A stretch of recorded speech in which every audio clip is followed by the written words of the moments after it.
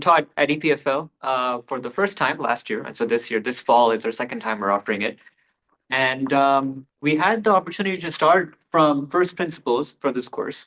So think about the philosophy we're coming from as part of a broader curriculum reform in the computer science section at EPFL. And so we wrote this paper to share our experience with the community and share like a case study of what teaching at EPFL and teaching in the computer science department at EPFL looks like.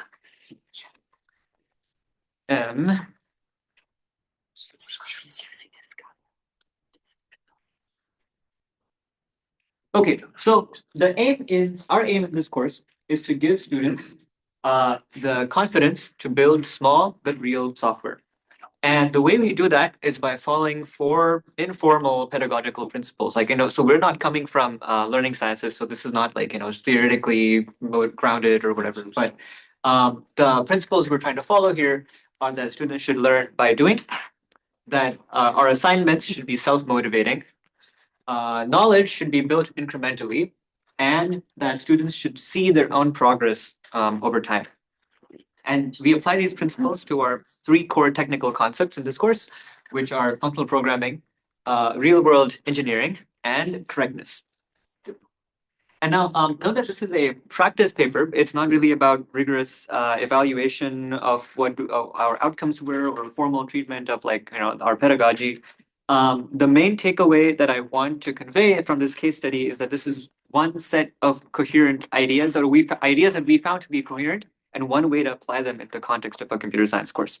So there's plenty of illustrative practical examples, given that it's a practice paper, and you can read our paper for the full set. And here in this talk, I'm just going to present a few of these illustrative examples of what we did at this course. So before I start, some context about the course and what we assume of our students coming in. So as I mentioned, this was offered for the first time last academic year, last fall. So this fall is the second time. We're almost at the end of this fall now.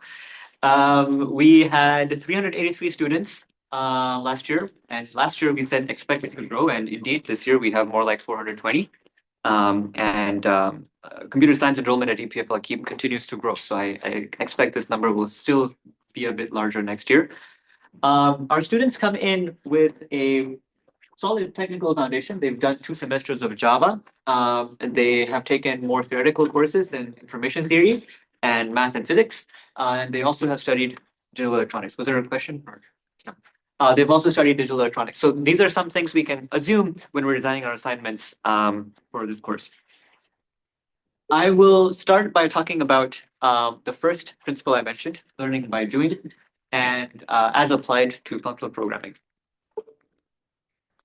Okay, so one of the functional programming concepts we're trying to teach is abstraction, which means recognizing common patterns in your code that you can express at a higher level of abstraction and make your code more concise, easier to maintain, and easier to reason about. But we also want to follow the principle of show, don't tell, or like learning by doing, right? We're not going to just tell students, this is an abstraction, look at how we did it for you. Rather, we're going to let students write a lot of code, a lot of redundant code that is not concise and is hard to reason about and maintain, and then let them discover the patterns for themselves that they can abstract away and learn the concept of abstraction by applying it on a real example. And so to really get them to see and do things for themselves, we start by having a bunch of index cards. And so don't read the code on these index cards. It's just representative of what sort of stuff we teach them is, but treat them as pictures, right? And so these are small pieces of code of the sort that you would know how to write already coming in with 2 semesters of Java education. And there's lots of them. And there's lots of code and there's lots of patterns. And if you look closely, actually, if you forget the names and forget the things that are different, there's a lot of the framework of this code is the same from on each index card. And so maybe what you can do is you can write an abstraction that captures the pattern you notice, where everything that's repeated is captured in this map function. And the only part that you have to fill in is what I've bolded, the F, which is the actual function that we're computing that changes on each of those index cards. Given that definition, you can refactor your index cards to just be special cases of this more general pattern that you discovered using different predicates, using different mapping functions. And the cool thing about this is that students can do this all by themselves over the course of a 15-minute exercise, right? We didn't have to tell them, oh, this is how you're supposed to do abstraction. It was fairly obvious what the common patterns were, and once you abstract them, how you can rewrite those index cards using the common pattern you just described.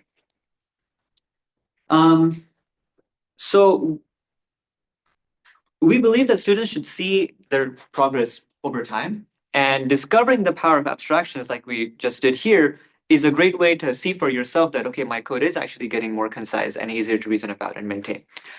So the next thing they do in the next week in the course is we have a file search tool. And so this is an example I took a screenshot of. If I search for Cephii, it shows some results based on the file name. And I can also search by size, or I can search by who owns the file or whatever. And we have them implement a basic file search tool as a programming assignment. And so, as I mentioned, you can search for name, you can search for last modified, you can search by size. Maybe you want to search for size is greater than or equal to, or maybe you want to search for size exactly being some number. And at first, they write a whole bunch of code for each functionality. I mean, it doesn't even fit on the screen, right? Again, treat them as pictures. You don't have to read the code I'm showing here, but treat them as these are the blocks of code they're writing for each functionality that they want to implement in their file search tool. But again, applying the idea of abstractions, as they saw in the exercise, on a larger scale, right? You can write a higher order abstraction that takes a predicate instead of actual functions. And then each of your previous examples becomes a single line special case of this more abstract, of this abstraction that you discovered. There's one that's left that you cannot express in the same way, doesn't quite fit the pattern, except that in a few weeks we learn another tool, which is lazy list in this case, and you can again write a common abstraction that makes all of your code snippets special cases of the one you wrote. Okay, so the result is concise and it's elegant, it's easy to reason about, and the progress is very clearly visible to the student because they're doing these modifications and refactorings on their own code, going back to their own old code that is submitted a few weeks ago for a previous lab and improving it. And we want them to think, how could I have ever written that? Like, how was I so inexperienced? And now that I know this technique, I would never write such redundant and such messy code when I know how to do it in a more elegant way. Okay, the next thing I want to talk about is this concept about self-motivating assignments and as applied to real-world engineering. So there's many aspects of real-world engineering that we try to cover in this course. And one I want to focus on is working with external code through an API. And so when I say external, I mean it might be a third-party library, it might be written by your colleagues, it might be provided by us as core staff, or even it might be code that you wrote in the past and you no longer understand the details well enough to you don't understand the details, but you only remember the API of what you implemented. You remember the interface of what functionalities it was able to provide you and in what form. And so here the example I'm going to be using is a low-level sound interface provided by the Java runtime. That lets you do really simple things like produce a specific tone from your computer. And we want to build on top of that to make a music synthesis application. So 5 minutes into one of the lectures in our course, we're using this low-level sound API to make a very low-level sound. And I'll play it for you. Not too bad.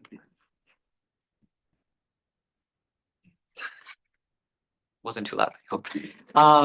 It's basic, right? It's just a sawtooth wave. But then quickly, with some live coding at the front of the class done by Clément, we use functional programming concepts from earlier to build a series of abstractions that let you produce more or less realistic music. And then by the time you get to minute 45, you can play some pretty nice things.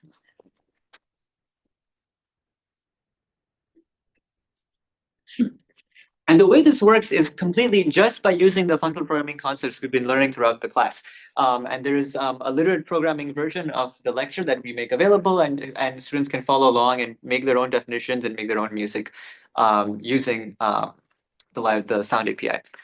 And the point here is not so much that, oh, look, you can make music with Scala, but more that using the programming skills you have learned so far in just say, the course of one lecture, you can make realistic music. And there's no reason to explain why you would want to make this music. Like it is fairly self-motivating why you would want to learn the functional programming techniques that let you do this sort of stuff. So you're never more than an hour of programming away from building something cool and real. Okay, the last thing I want to talk about is that our principle of knowledge being built incrementally and as applied to our concept of correctness. So throughout the semester, alongside writing code, we incrementally introduce ideas about correctness of software. And we want to emphasize understanding code even more than just writing code. And these concepts are quite interconnected and build on each other. So we've got testing, which is, you can, many different forms of testing. You can test your whole system versus individual components. You can test during development versus at runtime. After a few weeks later, we teach them about writing user stories, writing requirements and specifications in natural language, but also mathematically. You can formalize those specifications and you can write computer checked proofs about your code.